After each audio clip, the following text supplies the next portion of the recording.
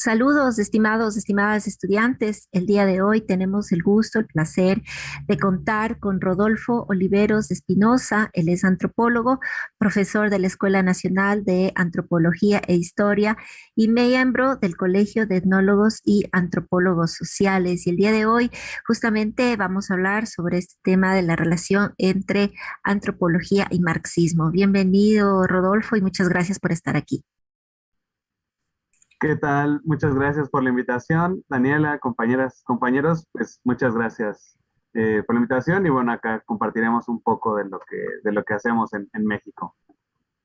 Bien, gracias, Rodolfo. Justamente esto, Rodolfo es mexicano y pues hoy también desde su cátedra de antropología marxista nos va a contar algunos temas que son importantes, como por ejemplo, cuál es la relación entre la antropología y marxismo. Así que yo le voy a ir planteando unas preguntas y ahí Rodolfo nos va contando, nos va comentando, también puede ir añadiendo algunos temas que le parezcan importantes, pues está abierto. Bueno, Rodolfo, entonces comencemos con la entrevista y así, de entrada, cuéntanos la relación que hay entre la antropología y el marxismo. Claro, pues es una historia, digamos, bastante interesante también y que comienza obviamente con la propia obra y el pensamiento de Karl Marx.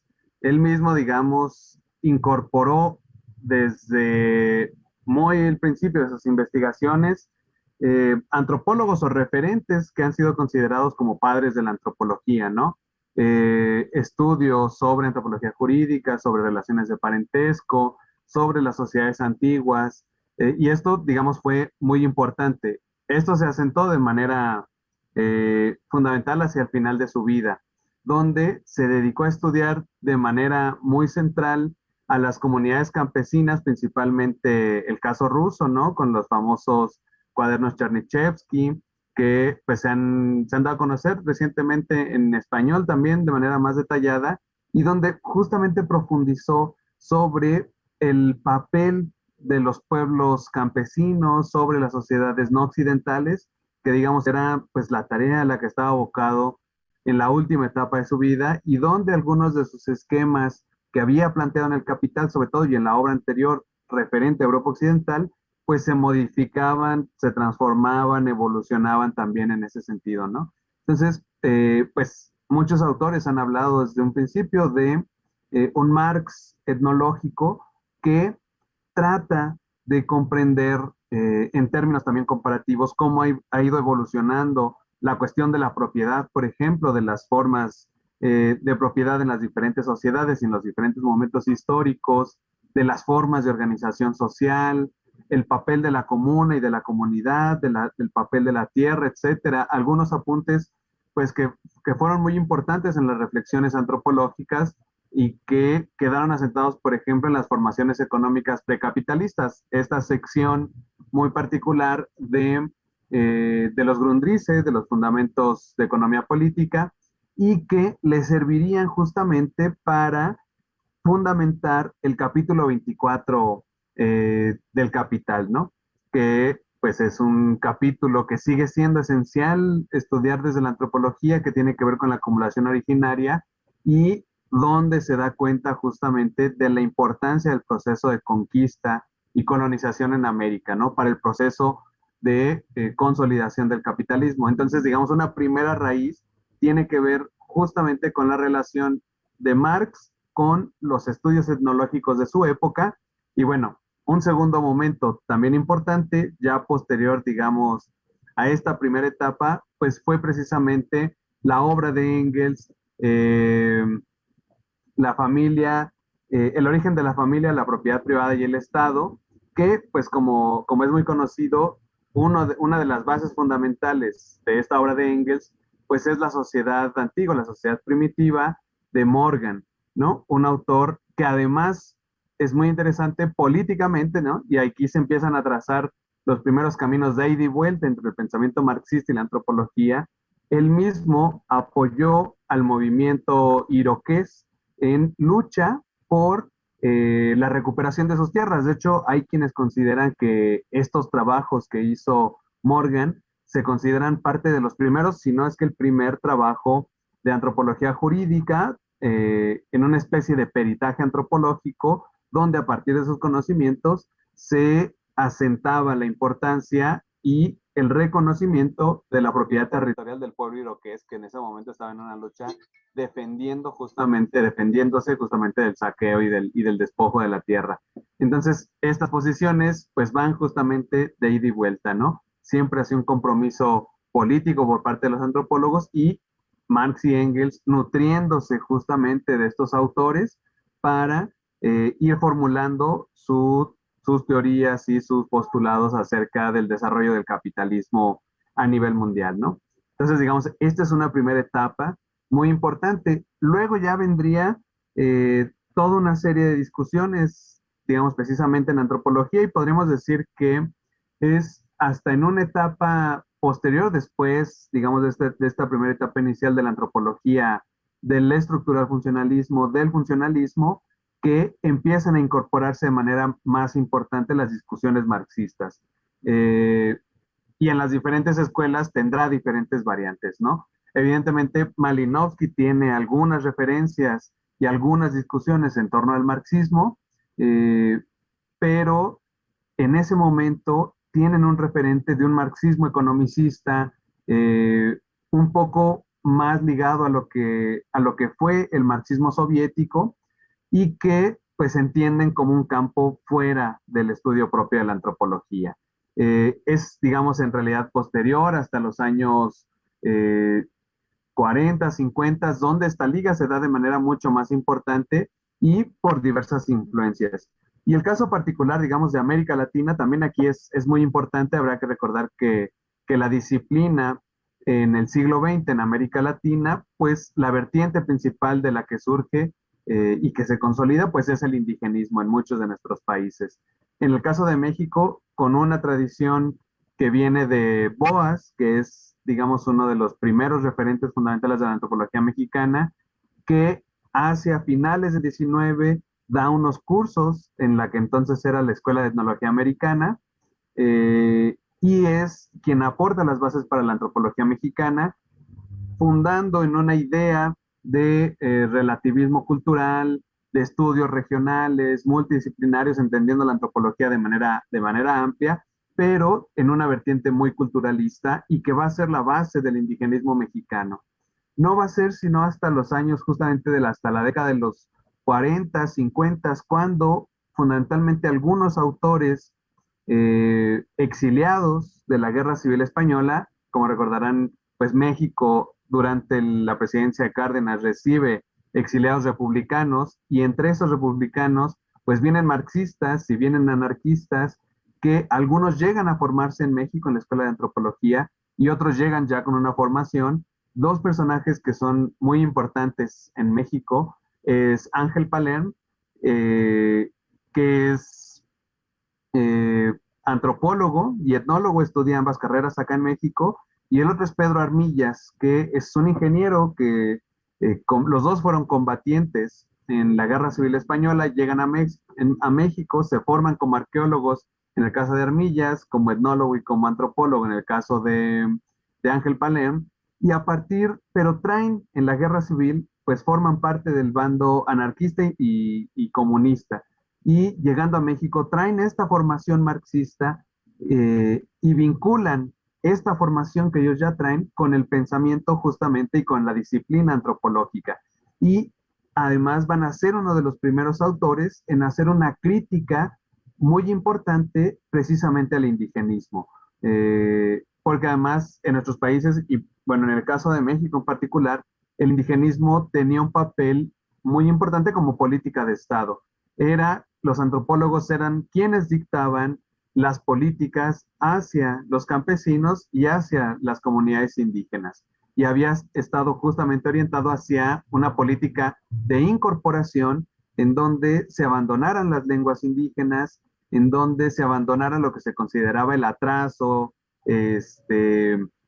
los elementos no modernos de estas sociedades y irlos incorporando a la sociedad nacional, a la alfabetización en español, etcétera.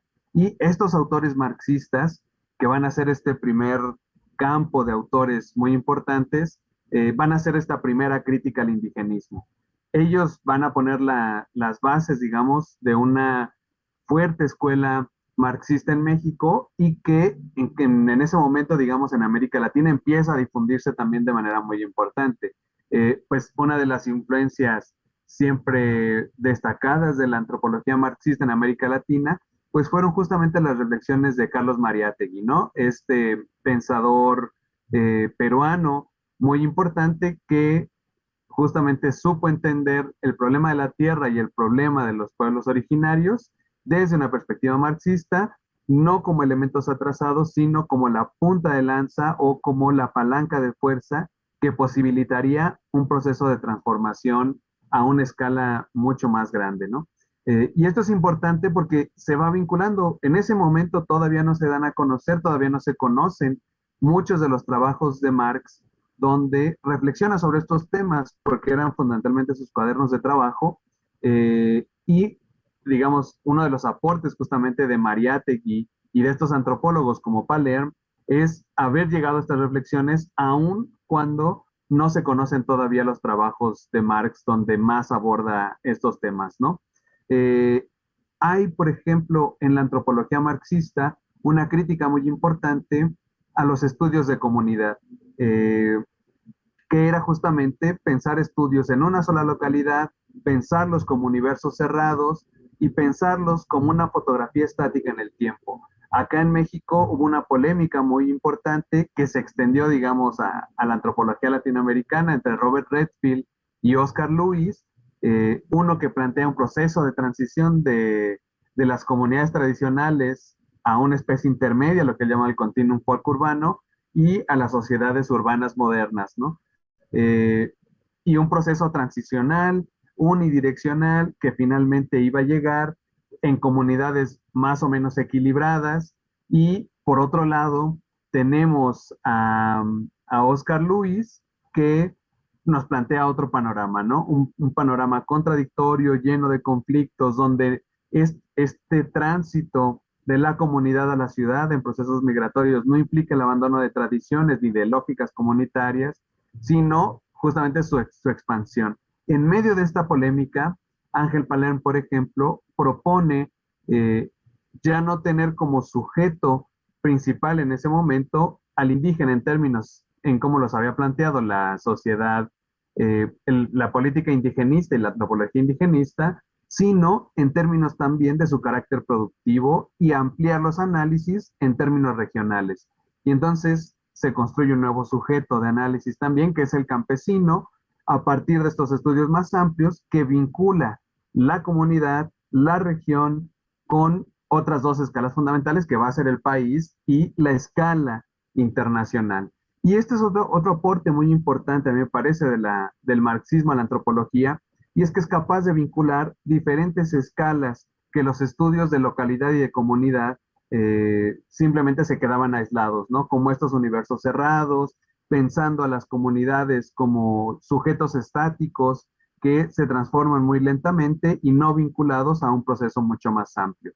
Y entonces los estudios de antropología y marxismo, una de las primeras cosas que nos permiten ver en América Latina, tanto en términos históricos, como de las comunidades actuales, digamos, de la antropología histórica y de la antropología contemporánea, en esos momentos, es que permite ver cómo las comunidades y los pueblos indígenas nunca estuvieron aislados, siempre tuvieron un proceso de desarrollo muy importante, muy profundo en varios aspectos, y cómo el elemento técnico fue un elemento que fue truncado por el proceso de conquista, pero que una vez asentado ya el capitalismo, pues las comunidades se integran también a esta dinámica y tienen una forma particular de insertarse.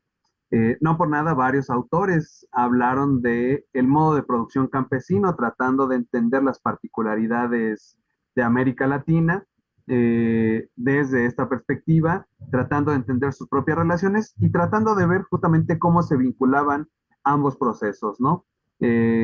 Las comunidades manteniendo ciertas lógicas de organización, pero también la necesaria vinculación al mercado, lo que implicaba, entre otras cosas, dice Palermo, un proceso contradictorio. Por un lado, el mercado necesita, por diferentes mecanismos, que sigan existiendo estas comunidades porque les permite abaratar la fuerza de trabajo en las ciudades, y por otro lado, está minando todo el tiempo la posibilidad de su reorganización, ¿no? Una tendencia contradictoria. Esto dio pie, digamos, principalmente en América Latina, eh, a una discusión muy importante en torno a las sociedades campesinas, que en términos generales se resumen como en dos posiciones contrarias. Una que fue llamada los campesinistas, que veían en el sujeto campesino no solamente un sujeto de análisis, sino un sujeto de transformación también. Y por otro lado, a los descampesinistas que veían precisamente en los sujetos campesinos un sujeto que estaba en desaparición. Se auguraba que los pueblos indígenas y las comunidades campesinas iban a desaparecer muy prontamente por la expansión urbana y por la expansión del capitalismo, y esta fue una posición que se extendió a debates políticos, ¿no? Y esta es, digamos, también una importancia o un elemento muy importante de la antropología marxista, y es que sus análisis siempre han estado ligados en mayor o menor medida a las discusiones políticas de los países y de las regiones. Es decir, no, nunca se ha pretendido la antropología marxista como un ejercicio estrictamente académico, estrictamente de análisis, sino como un ejercicio para entender la realidad que posibilite transformarla. Y yo creo que esa es una particularidad que también diferencia a la antropología a la antropología marxista de otras corrientes antropológicas, ¿no? Busca también procesos de transformación y bueno, en esos momentos además tenemos el caso de muchos antropólogos que además integraban a los propios procesos organizativos, ¿no? Eh, y bueno, aquí podemos ver esta transición. En otras partes del mundo también se dio esta relación. Por ejemplo, hay una relación muy importante del marxismo o una incorporación del marxismo a los postulados de Gluckman, por ejemplo, ¿no? De la escuela inglesa, de la escuela procesualista, donde es la primera en hacer esta importancia del conflicto, ver la importancia del conflicto, del Estado, de las sociedades con pluralismo cultural en Sudáfrica, en esta zona de la región del cobre, y que incorpora justamente algunos elementos del análisis marxista, aunque no de manera tan explícita. Luego ya vendrán otras escuelas. La misma escuela francesa tendrá también estas dos vertientes. Por un lado, los poscolonialistas, encabezados entre otros por eh, el que escribe este libro de antropológicas, ahora se me fue el nombre, bueno, y la otra escuela, la escuela estructuralista, que está encabezada fundamentalmente por Godelier, ¿no? En la otra escuela, además, tenemos también otro autor fundamental, que es Claude Mellesius, con su libro de Mujeres, Graneros y Capitales, ¿no? Tenemos dos corrientes marxistas contrapuestas, una estructuralista, otra postcolonialista, y que están debatiendo también muy fuertemente en torno al papel de los países colonizados, a los países que recién han alcanzado su independencia y su relación con los países centrales.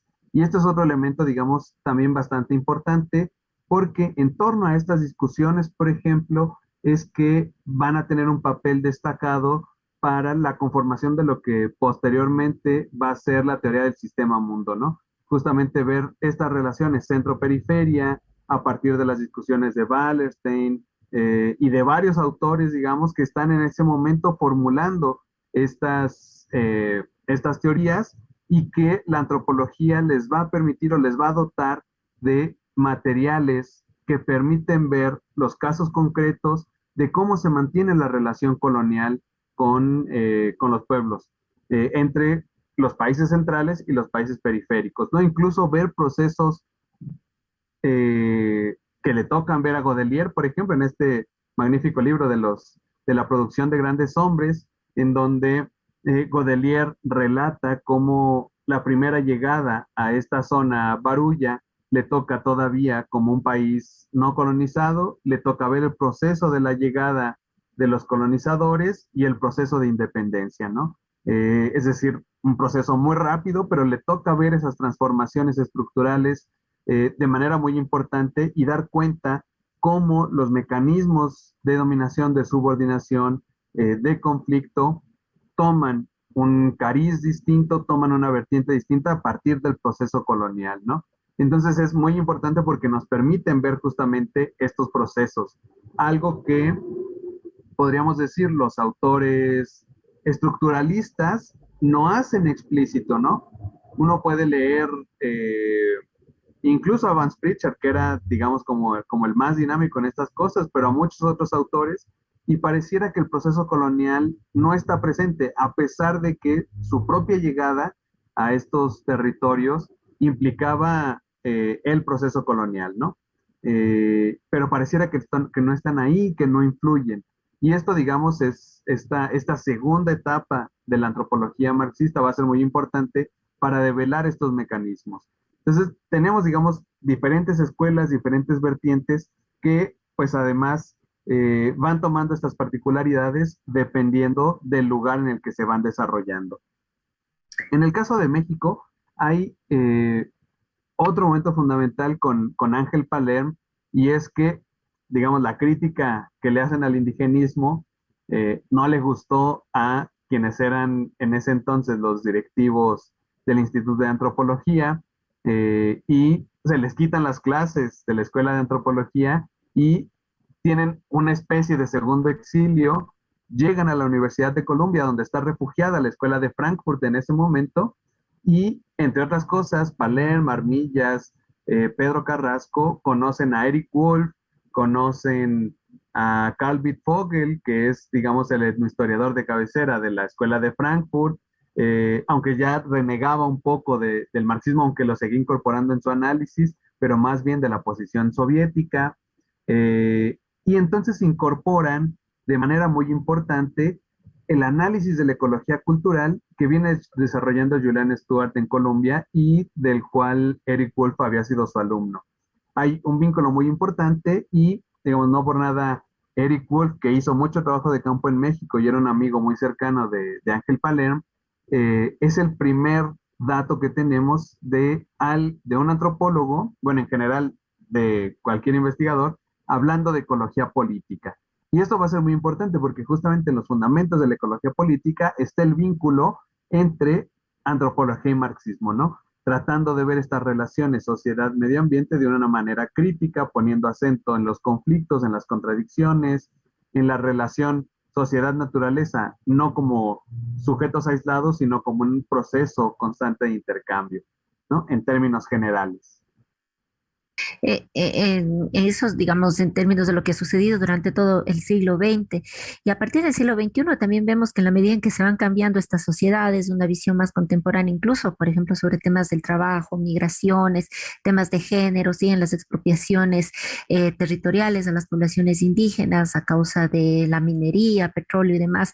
Vemos todavía que hay una latencia, digamos, de las visiones marxistas, aunque también hay las clásicas resistencias contra la visión marxista, ¿no? Entonces, ¿no sé puedes aclararnos un poquito más de ese marxismo contemporáneo actual? ¿Para qué nos sirve? ¿Con qué lentes nos da para poder mirar esta realidad que está, que es una evidencia del capitalismo que está presente y un neoliberalismo además que va teniendo una nueva forma, pero que mantiene en el fondo también esa lógica de capitalismo, de expropiación, de subordinación, ¿no? Y de construcción de un conflicto permanente en la constitución de nuevas organizaciones de clases sociales y demás.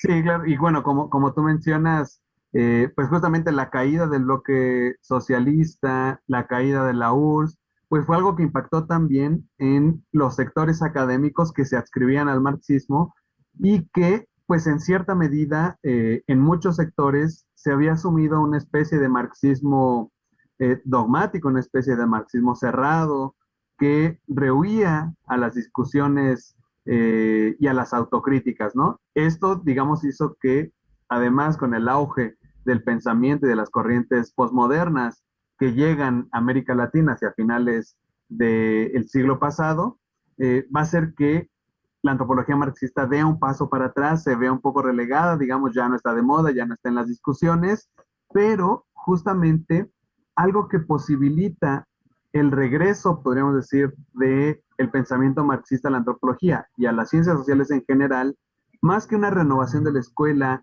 marxista, digamos, en un primer momento fue precisamente las crisis del capitalismo. la crisis del 2008 y las crisis continuadas que hemos tenido a partir de entonces hasta ahora, hoy mismo se anuncia la posibilidad de una nueva recesión en Estados Unidos, hacen que los científicos sociales, los antropólogos, vuelvan a buscar algún asidero que permita entender las crisis. Y una particularidad justamente de la teoría marxista y de la teoría marxista en antropología es el acento en la crisis y en los conflictos. Casi todas las teorías parten de la sociedad como un estado de normalidad. Eh, Recordaremos a Durkheim, a teoría de sistemas, todo lo que no está dentro de la normalidad es justamente es anormal, es algo que sale de la norma, que realmente no interesa estudiar porque no es la norma, no es el equilibrio, a diferencia de la antropología marxista y del pensamiento marxista en general, que parte justamente de la crisis y del conflicto. Entonces podríamos decir que justamente la crisis del capitalismo es lo que rehabilita nuevamente y pone justamente en el centro la importancia de la teoría marxista para comprender este proceso. Justamente esta crisis del 2008 fue un momento fundamental porque fue el arranque de esta o la profundización de esta etapa del capitalismo que precisa de bienes comunes naturales, que precisa de recursos minerales, que precisa de apropiarse de todos estos elementos de manera fundamental para poder sortear un poco la crisis y vuelve a ponerse en el centro el tema de la acumulación originaria. Y aquí otra cosa que a mí me parece muy importante de la antropología marxista es que justamente por este vínculo con el marxismo, siempre está buscando lo que pues hoy se conoce como trabajo interdisciplinario, transdisciplinario, es decir, trascender las barreras de la disciplina para poder comprender más ampliamente este proceso. Y aquí tenemos autores como Harvey, que a pesar de que toda su formación es geográfica, prácticamente toda su carrera profesional dentro del Colegio de Nueva York ha sido en el departamento de antropología, ¿no? Y esto es bien interesante justamente porque, pues, su concepto de la acumulación por despojo, que es una actualización de la acumulación originaria, pues ha permitido explicar justamente esta nueva etapa del capitalismo, donde el capital nuevamente requiere profundizar el saqueo, el despojo y donde las comunidades se han visto sumamente afectadas, ¿no?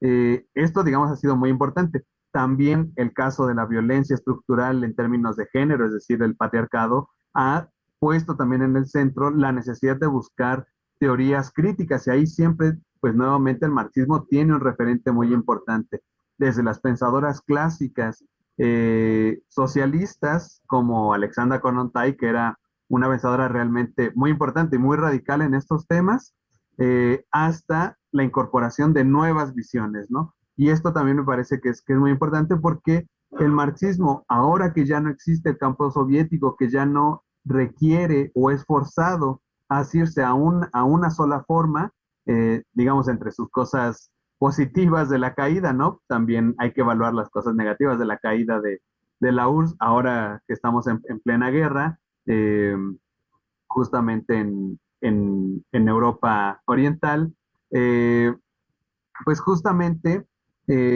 esto posibilita que el marxismo y que los pensadores que nos adscribimos y dentro de la antropología que nos adscribimos al marxismo pueda haber esta posibilidad de renovar creativamente, como diría Mariátegui, el pensamiento marxista desde nuestra particularidad de la disciplina antropológica. Y aquí, pues nuevamente se abren muchos temas muy importantes, ¿no? Desde antropologías del tiempo que están nuevamente pensando el futuro, las posibilidades de futuro que hay, antropologías del espacio, por ejemplo, que están pensando las implicaciones que tienen estos nuevos proyectos de las élites para la colonización de Marte, ¿no? Desde las antropologías feministas, marxistas, que están debatiendo con las otras posturas feministas, las posturas también del análisis marxista en términos de las nuevas reconfiguraciones de las economías populares, ¿no? Esto que algunos han llamado, como Gustavo Lins Ribeiro, la globalización desde abajo y cómo finalmente las clases subalternas en esta reconfiguración neoliberal que sigue hasta ahora, eh, ha hecho que las comunidades, los pueblos, las clases subalternas tengan que reconfigurar y generar estrategias propias de sobrevivencia, de reproducción en medio del neoliberalismo, haciendo estrategias también de economías alternas, pero dentro de la propia lógica capitalista, ¿no? Esto es, digamos, muy interesante, estudios recientes que han hecho estos autores. Entonces vemos justamente cómo la antropología marxista permite entrar a varios campos de la realidad social, no de una forma desvinculada, sino justamente pensando la articulación de la totalidad, ¿no? Y esto me parece que es otro de los elementos muy importantes de la antropología marxista, que es esta capacidad de ver la totalidad, de articular, que es capaz de hacer estas particularidades de análisis, de limitar temas, sin perder de vista la articulación de la totalidad del modo de producción, del sistema dominante, la articulación de clase, sin perder de vista la importancia del género, de lo étnico, de la identidad, etcétera, ¿no? Entonces me parece que esos elementos ahora están ahí y bueno, lo que hemos visto es también esta renovación de las discusiones de la antropología marxista en América Latina principalmente. Y esto es muy importante porque me parece que América Latina ha sido justamente uno de estos refugios donde la antropología marxista ha sido capaz de mantenerse y renovarse, ¿no? Ahora estamos viendo nuevamente que hay una reivindicación importante. Tuvimos en varias ocasiones algunas alumnas de intercambio de Alemania que estudiaban antropología y que estuvieron algunos semestres en la escuela de antropología acá en México y nos comentaban que pues ellas llegaron a conocer a la escuela de Frankfurt, ¿no? Así la escuela que surgió en Alemania, la llegaron a conocer en México porque prácticamente en Alemania es un tema vetado, ¿no? El marxismo se ha abandonado casi en la enseñanza de pregrado y les sorprendía cómo se lee tanto a las diferentes escuelas marxistas en México, por ejemplo, ¿no? Y en la escuela de antropología. Muy interesante. Y también nos muestras cómo teóricamente, digamos, metodológicamente, el marxismo ha inventado los estudios antropológicos. Si podrías un poco invitarnos a pensar esta punta que, como dices, nos distancia al marxismo quizás de otras posturas, de otras líneas de la antropología, que es el tema del compromiso político, la posibilidad eh, que además da para que desde la antropología, no solamente como una disciplina, sino como un ejercicio político constante, se reconfigure para pensar el mundo actual. Entonces, eso, ¿cuáles son esos aportes que nos deja la antropología marxista para pensar el compromiso político para antropólogos y antropólogas? Claro. Y yo creo que el primer tema, el primer aporte que hay de estas escuelas, y bueno, en América Latina esto es muy, muy fundamental. Yo ubicaría un momento muy relevante en donde este compromiso se hace explícito en dos vertientes, como compromiso político, pero también como una posición ética.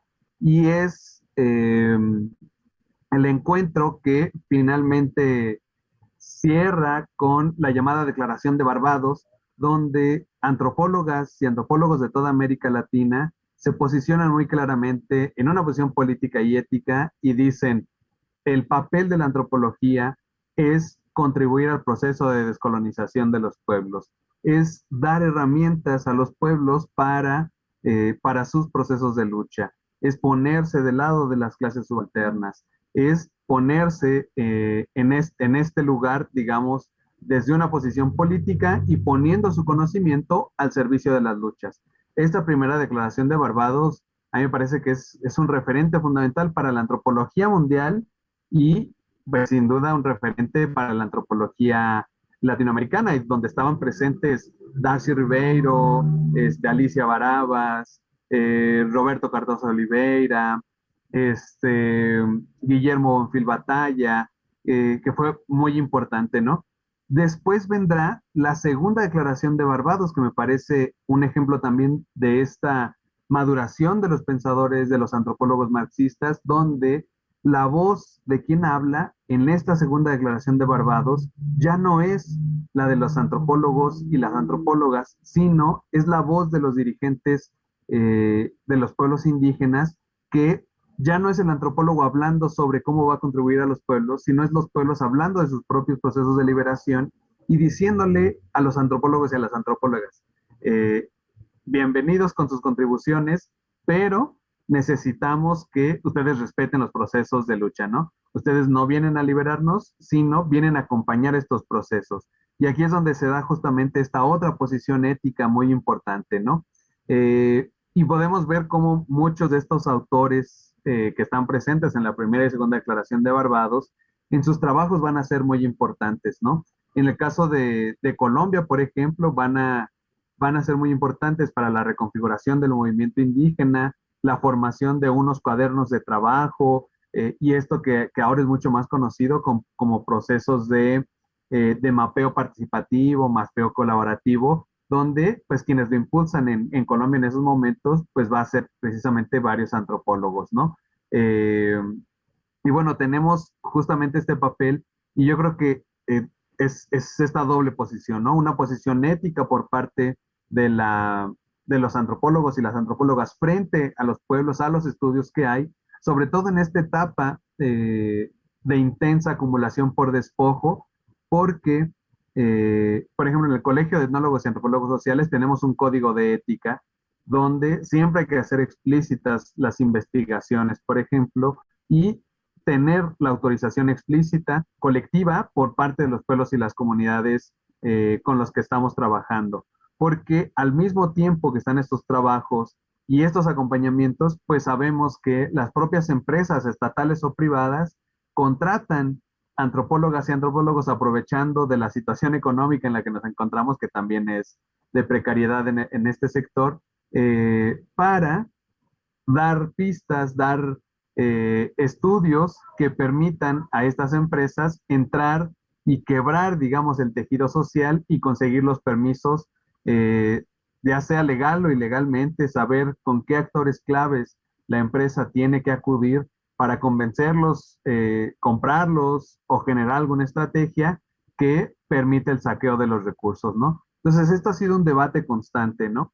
Cómo las empresas también recurren a la antropología para esto, y ahí la antropología marxista tiene una posición política muy clara, que es estar justamente del lado de la lucha de los pueblos, una posición ética de siempre estar brindando la información necesaria y haciendo transparentes las investigaciones que estamos realizando y con la autorización de los pueblos, ¿no? Y esto a mí me parece que es muy destacado que, digamos, en el ámbito académico muchas veces se pone en cuestión porque asumen que la academia es una especie de espacio aséptico, neutral, que lo único que hacemos es ciencia, conocimiento sin mayores implicaciones, ¿no?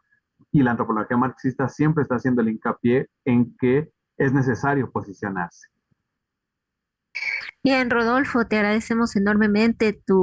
Ha sido un repaso muy rápido, pero muy interesante de cómo se ha desarrollado la relación entre antropología y marxismo y lo que ha fraguado esto que se llama antropología marxista. Siempre bienvenido a estos espacios y te agradecemos de verdad muchísimo.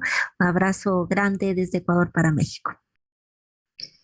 Muchas gracias. Y bueno, pues a los compañeros y a las compañeras, pues invitados también a nuestros cursos. En la ENA tenemos un curso específico en las dos licenciaturas en Antropología Social y Etnología. Tenemos cursos específicos de Antropología y Marxismo y bueno, pues están invitadas, invitados. Por ahí les hacemos llegar los datos y pues ha sido un gusto platicar con ustedes. Ojalá algún día podamos hacer estos intercambios presenciales. Gracias, Rodolfo. Una buena tarde.